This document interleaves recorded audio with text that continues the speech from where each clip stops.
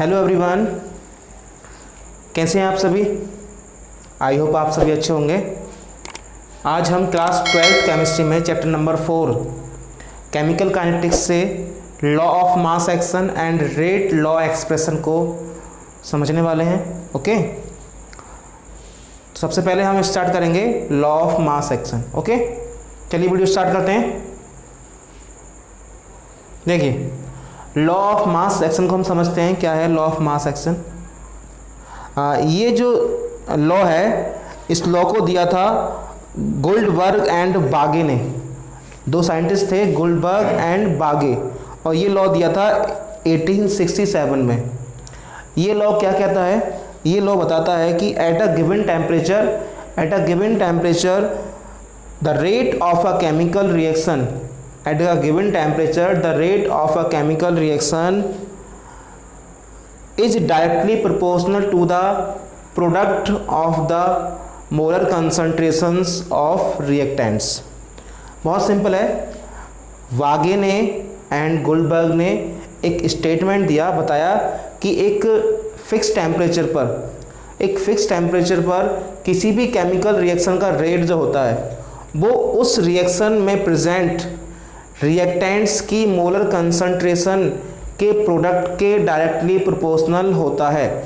उसको हम स्टेटमेंट को लिख लेते हैं। क्या स्टेटमेंट था? देखिए, eight a given temperature the rate of a chemical reaction the rate of a chemical reaction is directly proportional to the product of the concentrations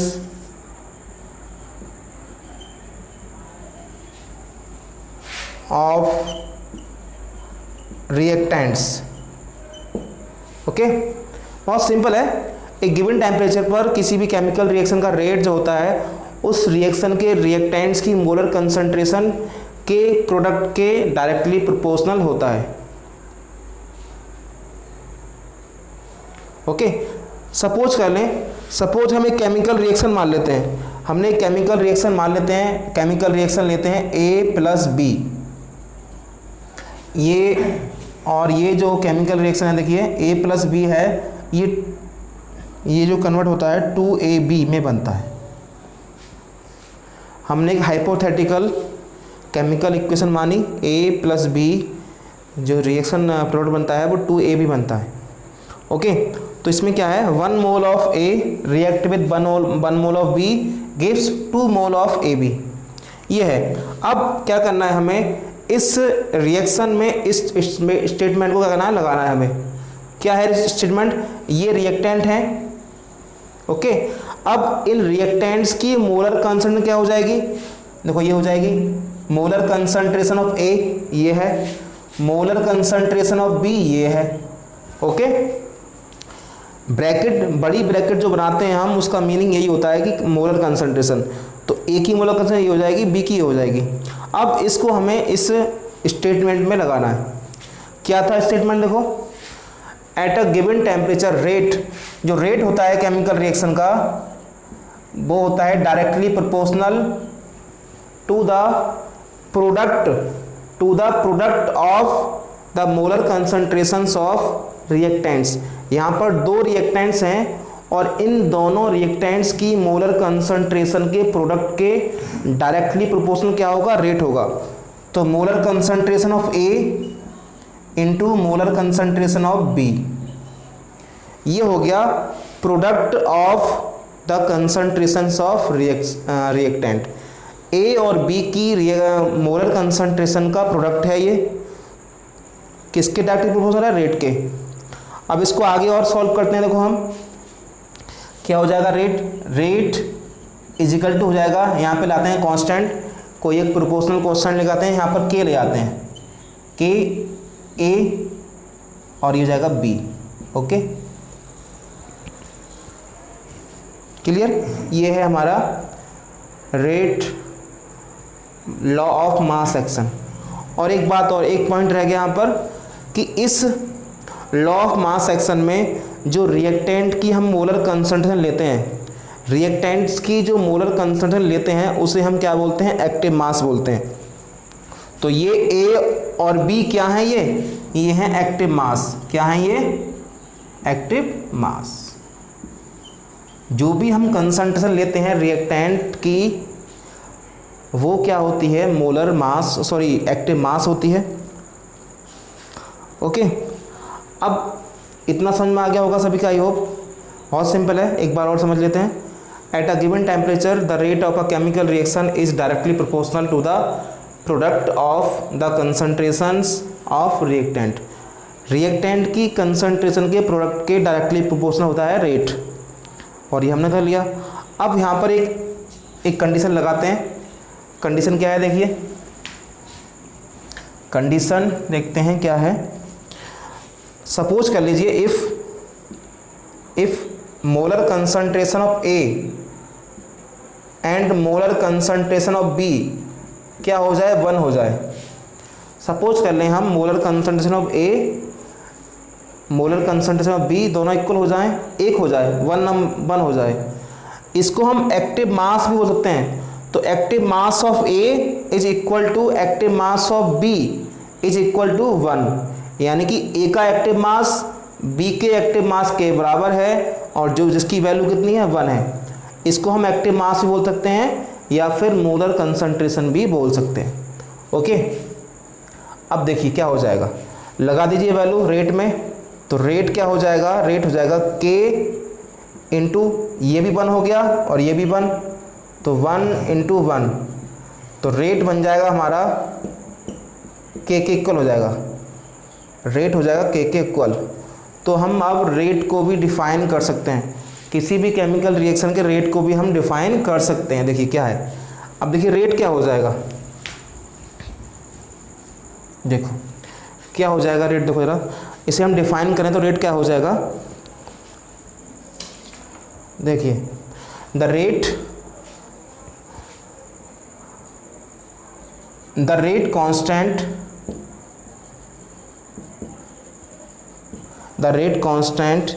is the rate constant क्या होता है? The rate constant is the rate of the reaction is the rate of the reaction is the rate of the reaction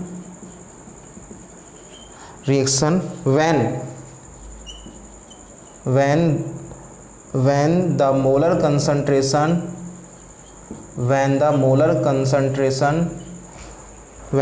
concentrations of each reactant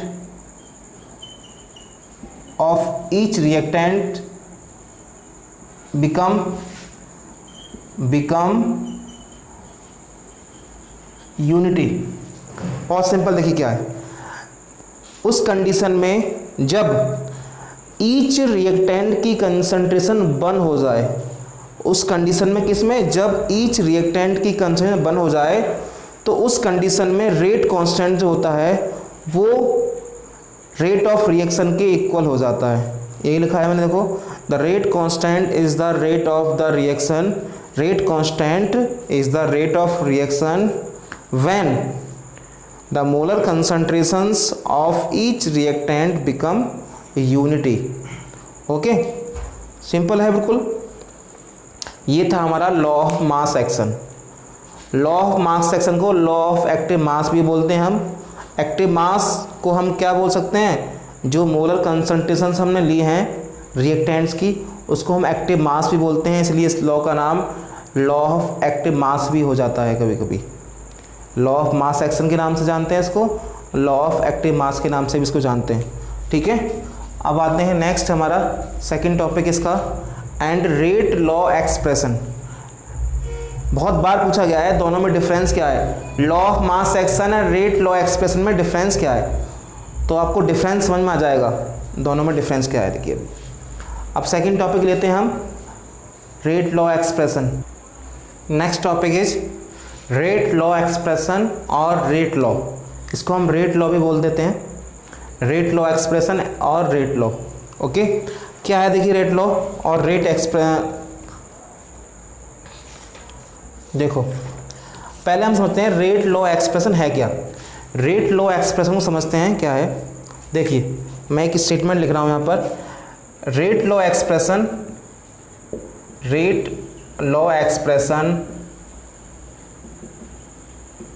is the expression in which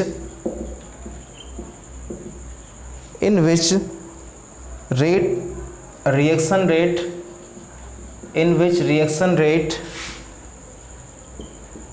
is given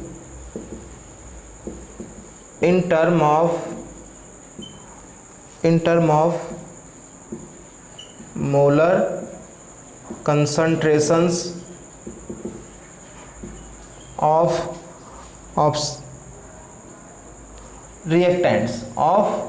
reactants okay, and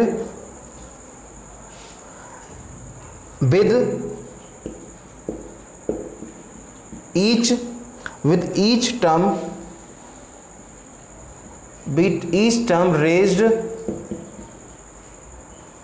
raised to some power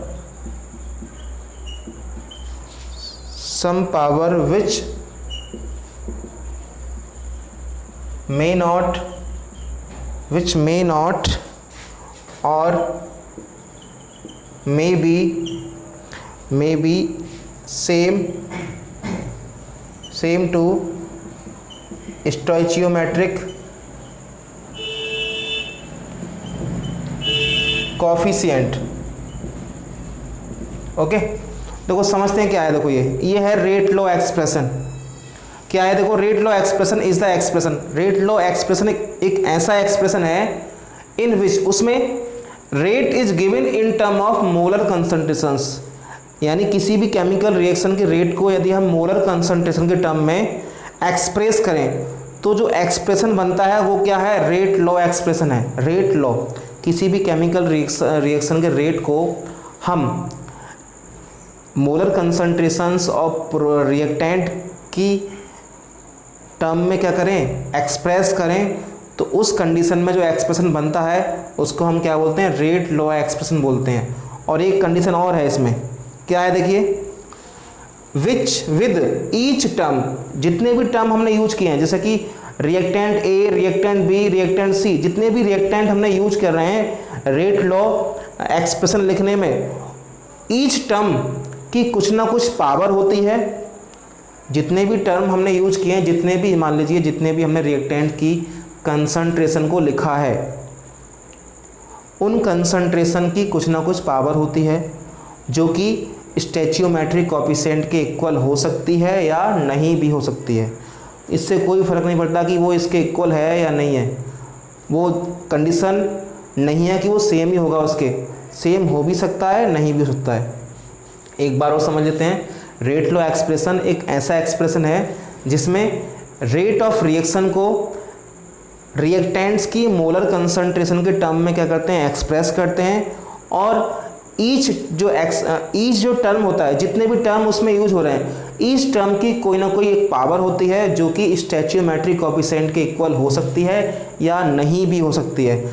इसको समझते हैं। देखिए अब क्या है, देखो इसको हम थोड़ा और इसके लिए एक कोई केमिकल रिएक्शन मान लेते हैं। कोई केमिकल रिएक्शन चलो मान लेते हैं, जैसे कि फॉर एग्जांपल हमने रिएक्शन ली ए और A plus B and B,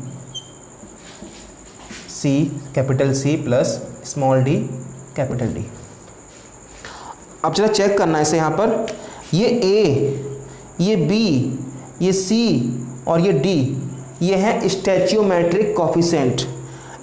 ये ए एंड बी जो हैं स्टैचियोमेट्रिक कोएफिशिएंट हैं रिएक्टेंट ए एंड बी के, and C and D small वाले की बात कर रहा हूँ, स्मॉल जो लेटर्स हैं वो सब क्या हैं, स्टैचियोमेट्रिक कोएफिशिएंट हैं रिएक्टेंट्स एंड प्रोडक्ट्स के।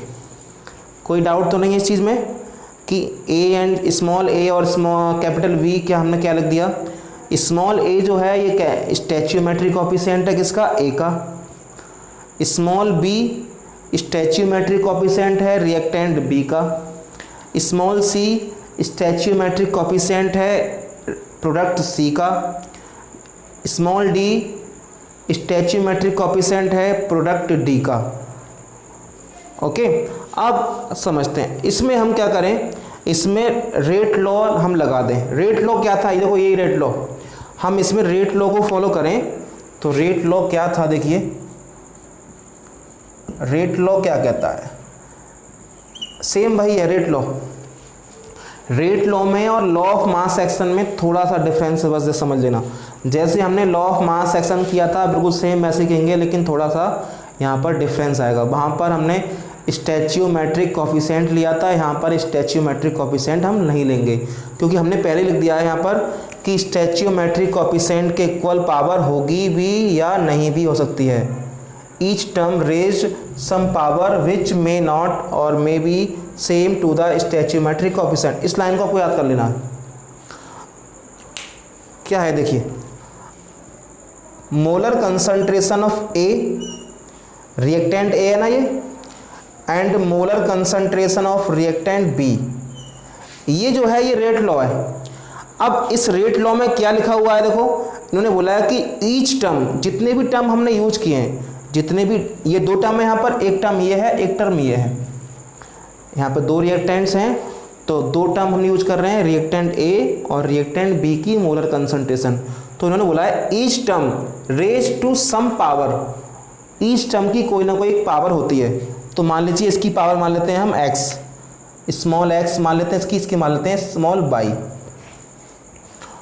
अब देखो आगे समझ में नहीं, जो ये पावर है, जो ये पावर है x और y, वो स्टैच्यूमेट्रिक कोफिशिएंट के इक्वल नहीं है।